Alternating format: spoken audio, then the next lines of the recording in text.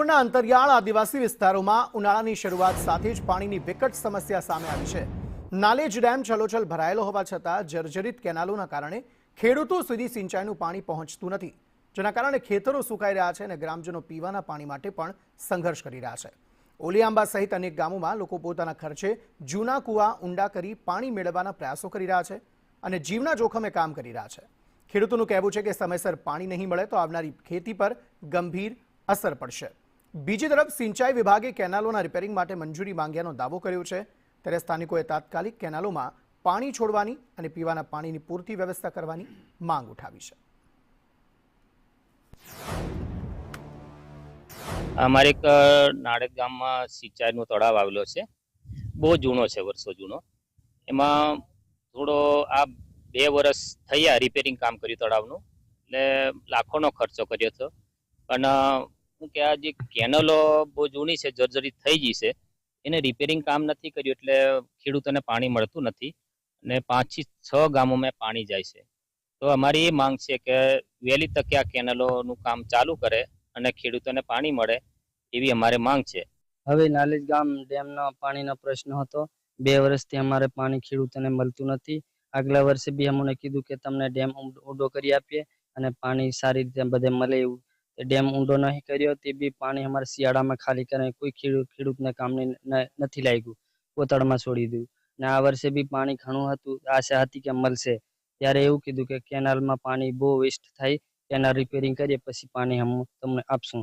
तो हजू लगान 2 वर्ष थई गया त्यां सुधी केनाल रिपेरिंग करी नथी। तो हवे वरसाद आवी गयो छे, हवे आवता वर्षे भी केयर करशे એટલે અમારે આવના 3 વર્ષ થઈ ગયા છે। મોટા ભાગે પાણી તો ફૂલ છે અત્યારે, પણ અહીં કેનાલના હિસાબે અમારે બધું તૂટી ગયેલું છે એટલે પાણી ગામમાં મળતું નથી। અને એમ જ નાલેજમાં એમ 10 થી 20% પાણી મળે છે, બાકીનું ઓલિયાંબા તરફ તો જાય જ છે, પણ એ બી કેનાલ તૂટેલી હાલતમાં જ છે। તેમજ અમારા ગામમાં, કારણ કે અમારા ગામમાં ડેમ છે તો અમને પાણી મળતું હોય તો એવી અમારી આશા છે। ઓલિયાંબા ગામની અંદર કે તલાવ છે એની કેનાલો કાઢેલી છે પણ પાણી મળતું નથી, તો એનો ઉપયોગ કંઈક કરી શકો સરકારથી તો આ પાણી અમે લઈ શકીએ। પણ અત્યારે પાણીની બહુ તકલીફ છે, તો કૂવો કાઢેલો છે એને ઊંડો કરવા માટે રાજસ્થાનથી મંજૂર કામગીરી કરવામાં ચાલુ છે અમારા ખર્ચેથી। છોટાઉદેપુર જિલ્લાની અંદર પંચાયત સિંચાઈ પેટા વિભાગ હેઠળ નાલેજ સિંચાઈ નાની સિંચાઈ યોજના આવેલી છે। નાની સિંચાઈ યોજનાની અંદર 4 ગામોને લાભ મળે છે સિંચાઈનો અને કુલ 553 જેટલો હેક્ટર વિસ્તાર એમાં સિંચાઈને લાભિત થાય છે। હાલ આ યોજનાની રિસ્ટોરેશન અને સ્ટેન્ડર્ડનું કામ એ પૂર્ણ કરેલું છે અને જે કેનાલની જર્જરિત કેનાલો છે એનું કામગીરી પ્રગતિ હેઠળ, એટલે કે એની સૈદ્ધાંતિક મજૂરી મળીને અત્યારે એ સરકારશ્રીમાં ડીટીપી मंजूरी हेठळ छे। छोटाउदेपुर जिला पंचायत द्वारा खेडूतोने सिंचाईनुं पाणी मळी रहे ते माटे 11 जेटला सिंचाई तळावो बनाववामां आव्या छे। त्यारे हाल संदेश न्यूज़नी टीम पहोंची छे छोटाउदेपुर पासे आवेला नालेज सिंचाई तळाव खाते।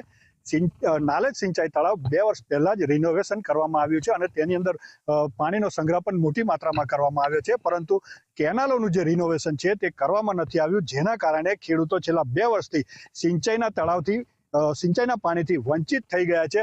महत्वनी वात ए छे के केनालो खूब जर्जरित थई गई छे, झाड़ी झाखरा पण उगी નીકળેલા छे, परंतु जिला पंचायत द्वारा आ केनालनुं रिनोवेशन न करवामां आवता खेडूतो पाणी माटे सिंचाईना पाणी माटे मजबूर बन्या छे।